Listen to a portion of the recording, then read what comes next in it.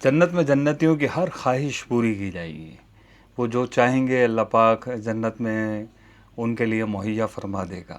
ایک اعرابی حاضر ہوئے نبی کریم صلی اللہ علیہ وسلم کی بارگاہ میں اور عرض کی یا رسول اللہ صلی اللہ علیہ وسلم کیا جنت میں گھوڑے ہوں گے؟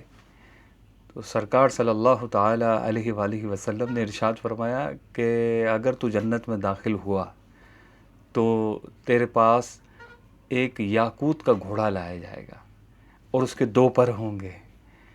اس پر تجھے سوار کیا جائے گا اور تو جہاں چاہے گا وہ تجھے اڑا کر لے جائے گا. جنتی کی کوئی خواہش اللہ پاک وہاں رد نہیں فرمائے گا، کیونکہ جنت میں کوئی دکھ، کوئی غم، کوئی محرومی نہیں ہوگی، بلکہ ہر ایک کی خواہش، ہر خواہش وہاں پوری ہوگی. حتیٰ کہ اگر مسلمان جنت میں اولاد کی خواہش کرے گا تو اللہ پاک کے کرم سے اس کے اولاد کا سلسلہ ہو جائے گا. اور یہ سارا پروسیجر دنیا کی طرح نہیں ہوگا، بلکہ یہ سارا کا سارا سلسلہ ایک لمحے میں پورا ہو جائے گا اور وہ اولاد 30 سال کی ان کے لیے وہاں موجود ہوگی.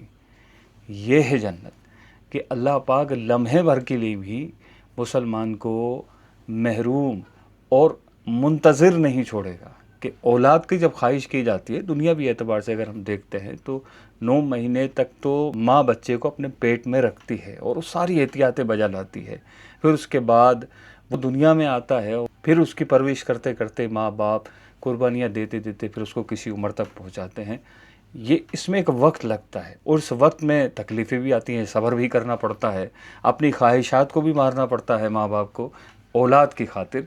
پھر کہیں جا کے اولاد ایک عمر کو پہنچتی ہے اور پھر بھی اس میں کوئی گارنٹی نہیں ہوتی کہ جس اولاد کے ساتھ اتنی محنت کی ہے وہ اولاد ان کا ساتھ بھی دے گی یا نہیں دے گی.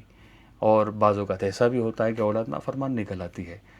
لیکن جنت میں ایسا کوئی انتظار نہیں ہوگا، بلکہ اولاد کی خواہش کرتے ہی ایک لمحے میں وضع حمل بھی ہو جائے گا اور اولاد پیدا بھی ہو جائے گی اور وہ اولاد 30 سال کی عمر میں ان کے سامنے موجود ہوگی.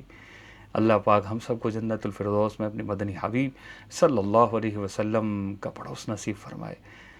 ملتے ہیں انشاءاللہ اگلی ویڈیو.